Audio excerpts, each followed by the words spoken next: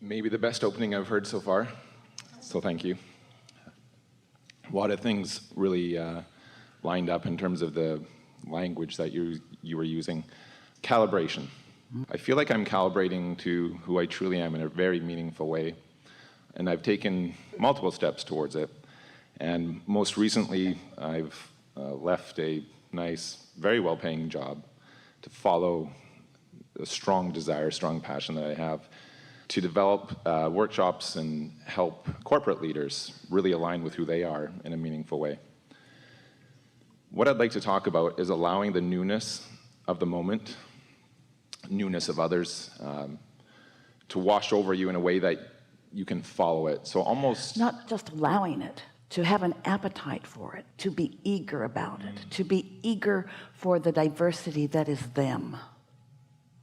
There's a lot of power in that, because you came intending to do that, and when you are deliberately doing that in some segment, then you're receiving benefit from everyone and wherever they are, which goes a long way in putting their resistance at bay.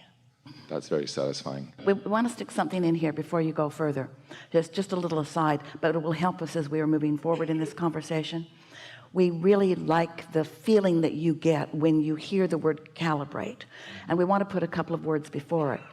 Identify, which means I've recognized through my emotion that I want to point my thoughts in a direction. There's a recognition, an identification of a vibrational variance, and at the same time a desire to come into alignment. So identify a vibration and then isolate it by acknowledging it and just focusing on it a little longer, and then deliberately calibrating to it. The calibration in and of itself is a process, isn't it? And it starts with caring about how you feel, noticing how you feel. We'll be very brief here. Let's say that you are in an environment where you intend to do what you've just described to us. You intend to benefit by the diversity of the group that you are coordinating with. But there's something about some of them, or maybe several of them, that is a little off-putting to you. And then you realize that the reason that it's off-putting is because you're viewing them in a way your own inner being isn't viewing them. So you are depriving yourself of some benefit that your inner being is getting from them that you're not getting from them. So you're identifying, you've identified that there's a variance within you, but it's not about them, it's about you. You get that? It's about you and your openness to all that they are. It's about you having made a snap judgment about something that you heard or saw that now is depriving you of the full benefit of who they are. But your inner being did not prevent itself from receiving the full benefit of who they are. So you've identified that. You felt the emotion. And then you decide that you've identified it, and now you're going to see if you can isolate it a little bit. You're going to acknowledge that you want to feel good, and that you want to receive their full benefit, and that you want this to be a mutually beneficial win-win co-creative experience. And then as you hang in there a little bit for 16 17 seconds more until you get up around 68 69 70 seconds, now you're calibrated. You see what we're getting at? Mm-hmm. And now you've got something for them, and they've got something for you, and they're more likely to get it from you because you don't have a wall of judgment in their face. Next. You got that, didn't you? Yeah.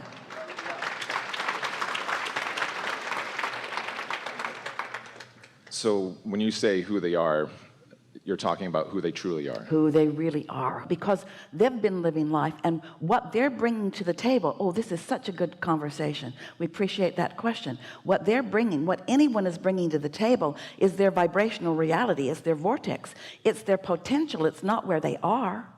You can tap into the potential of those who deprive themselves of their own potential. When you have a meeting, think of everything that's showing up. I guess it would also be really good if you could listen for that expression of newness of who they truly are to come through as well. Well, don't wait for them to do it. You have access to their vortex. Just go get it. Because if you're waiting around for them to figure it out, you might calibrate away from who you really are and what you really want. And you can tell by your satisfaction factor whether you're doing that or not. Everyone wants to be of value, and everyone wants to move on forward. Everyone wants a better experience. Everyone wants to contribute. But if you can be like your inner being is, and like their inner beings are, just going for the vibrational cooperative components, because in the vortex the components are already cooperative. In the meeting room, not so much usually. So this lets us say to you maybe the most important thing that we could ever say to anyone. If you stop and ask yourself in any point in time, in response to what you're feeling, usually is the reason that you would ask this question, but under what influence am I?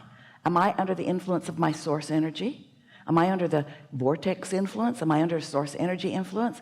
Or am I under the influence of what's going on here in this corporate meeting? Am I under the influence of the injustices and dysfunction that might be active in some of their minds? And you can tell by the way you feel which it is. And this is the thing that we so much want you to understand. You don't have to bring all of them around to their alignment. You just have to not let yourself be brought down to their misalignment.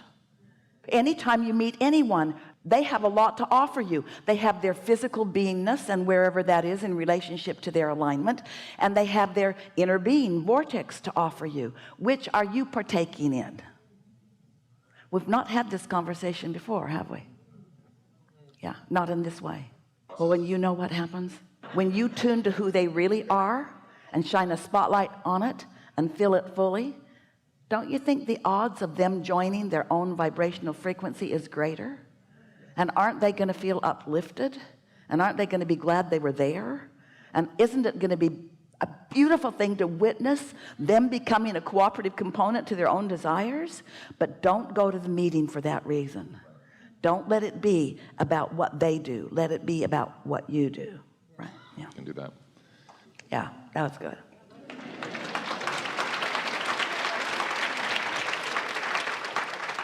So I'm looking to build content and experiences that enable just what we're talking about. And I can let it in. It comes in sometimes, and it's just like, whoosh, like that exponential acceleration and allowing. And something comes in, and I look at it, and I'm like, oh man, that was clear. And then I stop. When you say you're looking to build content and what? And experiences, like an opportunity. But we just want to put a little different word on it. You don't have to build it, just observe it.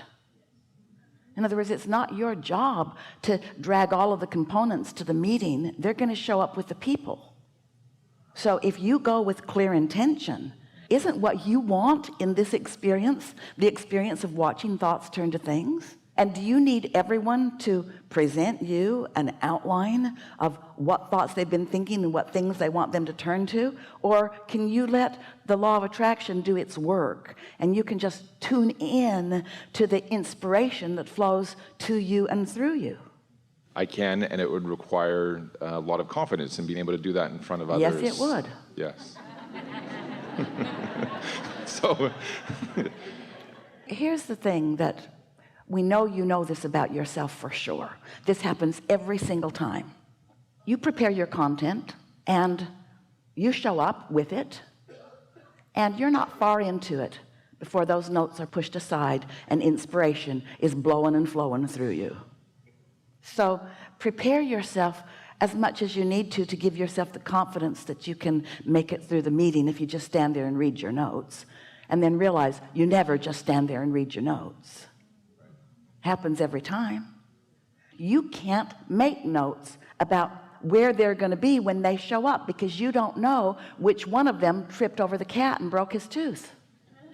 You don't know who had an argument with who. You don't know what relationship they are in, each of them in, with their own inner being. You can't prepare for that. All you can do is tune to the frequency of your source, who will tune to the frequency of their source, and off you go. And if you spend too much time worrying about how connected they are with their source, you'll never get off the ground. Don't decide to teach the babies. Teach the masters.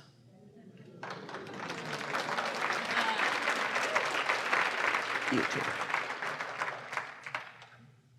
in a previous career lifetime, I'd helped with kind of increasing emotional ease. And one of the exercises, it was a powerful exercise that worked a lot, It was really about reframing someone's perspective. And what I noticed is that there was a significant... Well, now it sounds to us like you're teaching the babies. Done. Thank you. Yeah. Okay. In other words, hold a meeting and coddle everyone. Help them move from this dysfunction to a little less dysfunction to a little less dysfunction, and then everybody crow about how much dysfunction you've left behind. That's a very accurate description, I think. Yeah. Okay. I think I got it. Thank you. Yeah. Really good.